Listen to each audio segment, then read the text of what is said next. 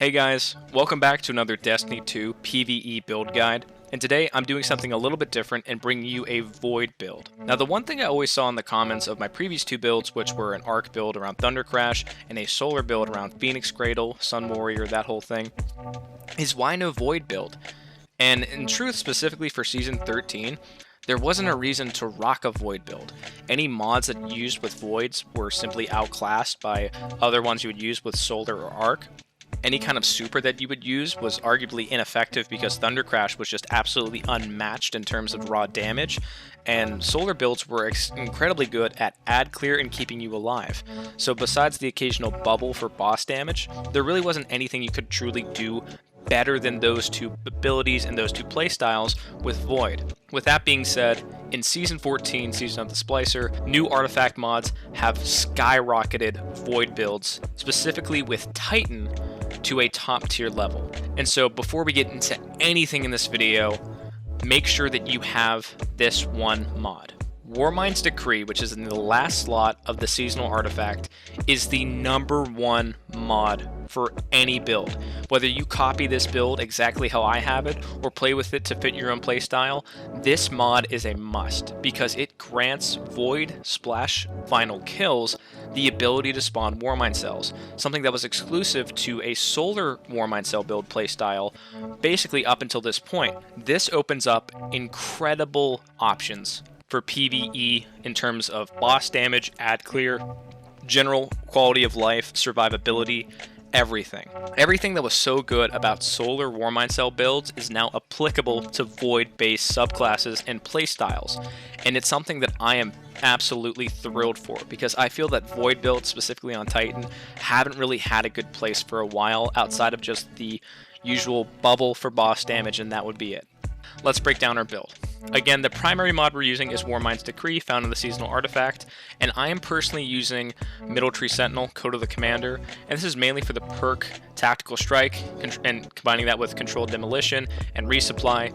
Basically, each time that we use our grenade or our melee, a Void grenade is attached to that enemy, and that explosion, should it kill something, will not only chain to other enemies and also explode, that explosion will give us health, and can also spawn Warmind cells in and of itself.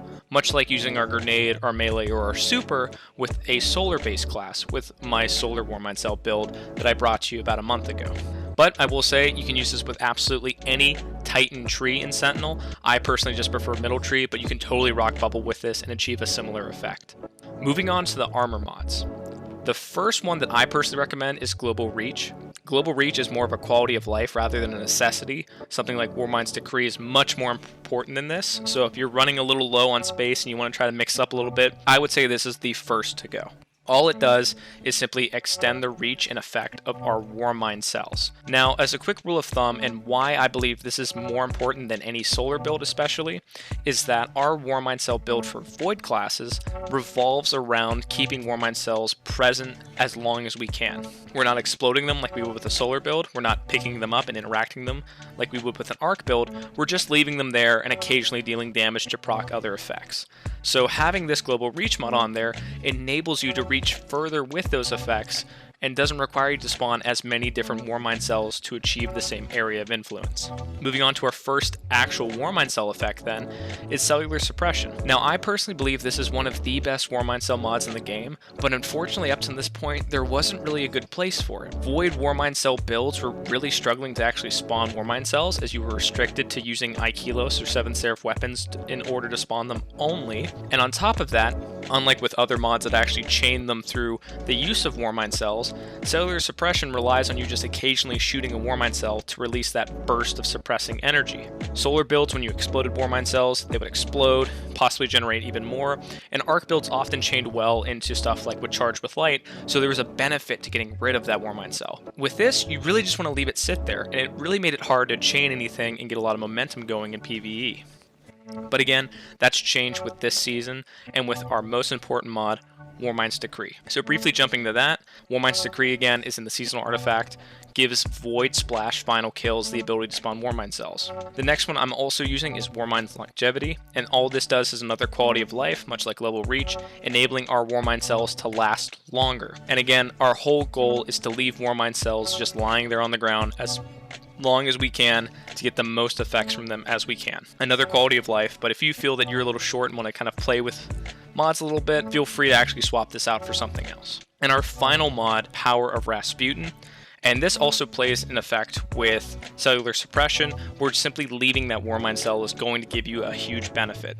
And what this does is any enemies that actually go nearby are going to have your weapon damage increased onto them.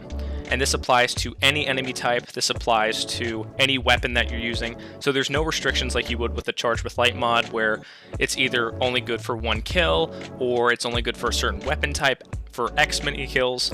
This is for any enemy, any weapon, as long as they're near that Warmind cell. So it's incredibly potent. So again, if you want to copy this build directly, those are the mods I'm using, but feel free to kind of switch out your own to fit your playstyle. Now for weapons. You can honestly do a ton of different options and make this work and be just as potent. I'm going to show you my top 3, as well as give some honorable mentions of what can and cannot spawn Warmind cells through various testing. The first and primary weapon that we're using for this is my Extraordinary Rendition. This is just a good ad clear weapon. Personally, it's not anything too crazy. If you have it, a 7th Seraph Carbine auto rifle would do great because it can also spawn Warmind cells.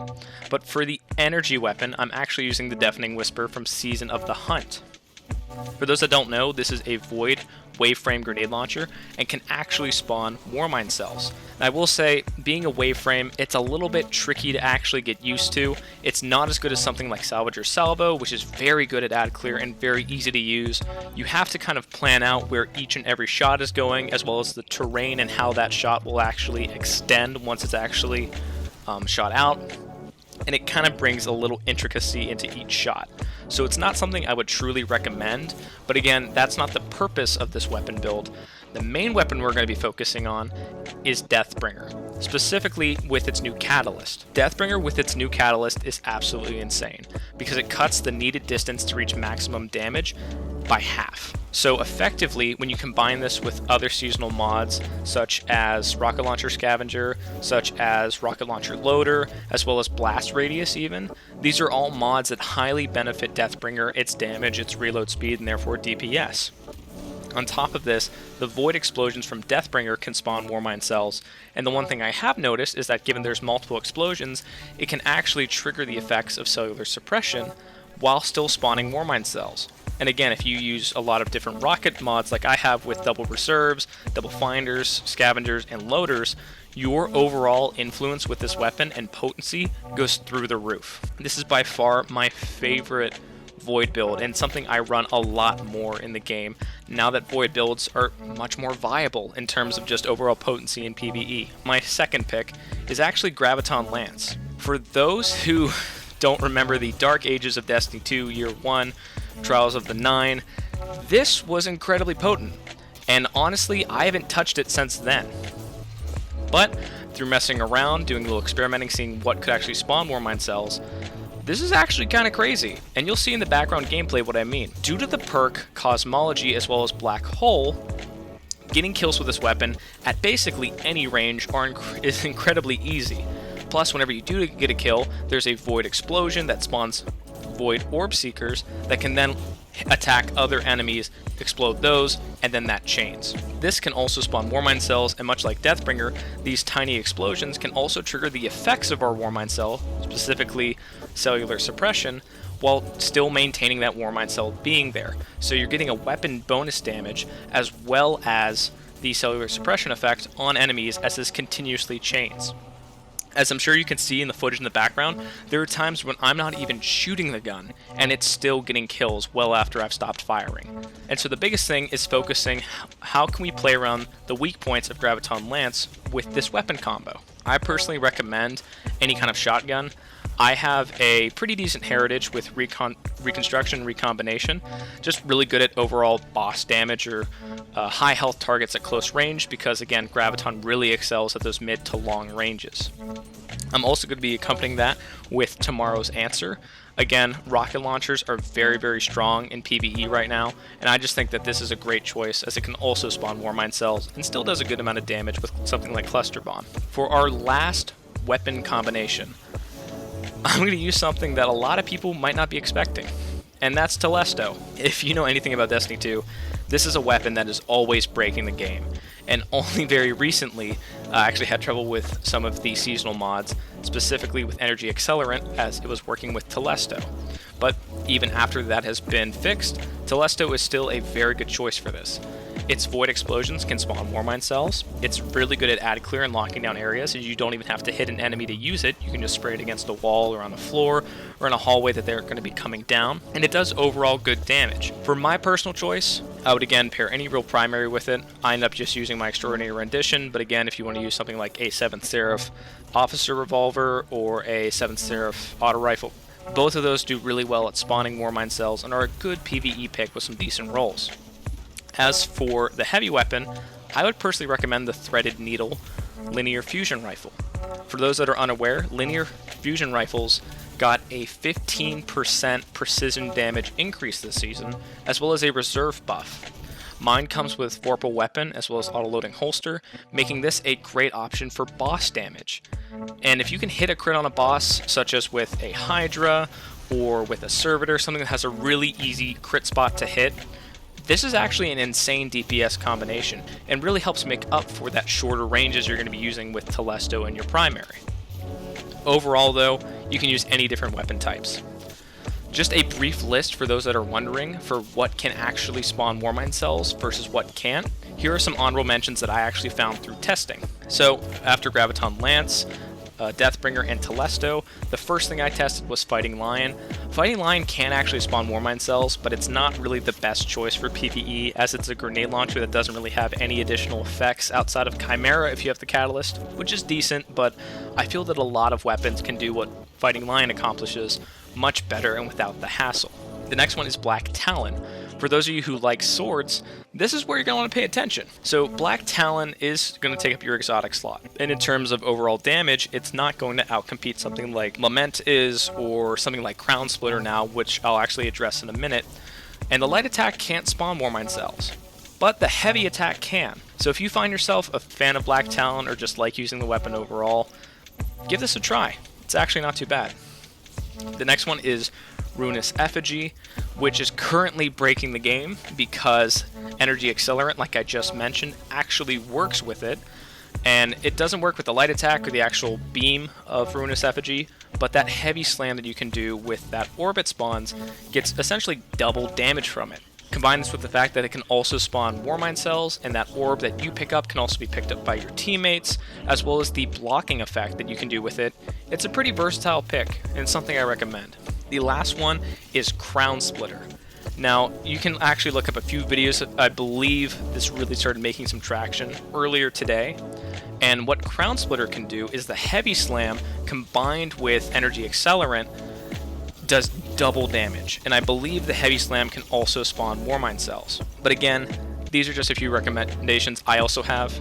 As a quick note for those who are curious, a few weapons that can't spawn Warmind cells are the Wave Splitter Linear Fusion Rifle.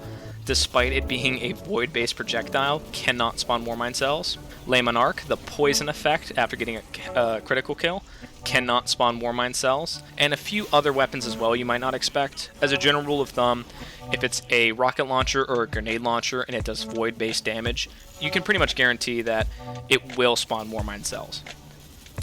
Another thing I do want to address, and kind of the elephant in the room as I like to put it, is Null Composure, and why something like that isn't on my list. In truth, it could be better. Not that Null Composure isn't exactly a good fusion rifle, specifically for PvE, as Reservoir Burst is a fantastic perk, but in terms of what we're trying to accomplish with spawning Warmind cells, the only way you can spawn Warmind cells with Null Composure is on that first shot. And you can totally make this work if you want to. You can reload after every time you have a full magazine. But I just personally believe that a lot of different weapons do this a lot better, even primary weapons, if you're solely going for Warmind cell generation, or heavy weapons even for that matter, with something like Deathbringer. The reward for the investment you're putting in for something like Null Composure isn't fantastic. And again, if you're looking to spawn Warmind cells and you actually want to use a fusion rifle for it, just use Telesto. It does it a lot better, has much larger reserves if you have the catalyst for it, and I feel is overall a lot easier to use than having to worry about reloading after every single kill. And finally, the exotic armor for a build like this. There really isn't any perfect fit, and I can actually give you my few recommendations based on what I've actually experienced. The first is Doomfang Pauldrons, as getting melee kills is going to generate additional super energy, and on top of that, while getting grenade kills or shield throw kills in your super extends it. And I just feel this is a very good quality of life change. I can also recommend Ursa Furiosa for high-end, specifically Grandmaster content, in which a lot of stuff can kill you in one hit, and it's really good at supporting your teammates in these crucial situations. I can also recommend something like the Helm of Saint 14 if you're going to rock Bubble with something like this, as it again increases the potency of this. But a nice thing about this build is you can really use whatever. You're not truly relying on an exotic armor piece to make this work, like you would, for example, my God of Thunder build. So you can use something like Syntheseps if you want to increase melee damage. You can use something like Mask of the Quiet One if you want survivability. You can really use anything with this build. So I encourage you to kind of play around and see what works best for you. That's pretty much it, guys. I'm going to let the gameplay in the background play out for some more content of what you can expect with this build. But overall, I think it's one of the best ones we've had in a long time. I'm really glad that Bungie's finally giving some love to Void builds because they've been really lacking the past season, especially. And something like this is what Void builds needed to actually have a spot in the limelight. But if you liked the video, be sure to leave a like, subscribe if you want more Destiny 2 content like this, and let me know down in the comments below what builds you want to see. I actually have a few builds coming up, mainly revolving around the Found Verdict shotgun, using 1-2 punch for a sort of Worm God Caress build. Let me know what you want to see with something like that, or if you have ideas for other builds in the future. But with that being said, I hope you guys have a great one, stay safe, and I'll see you guys later.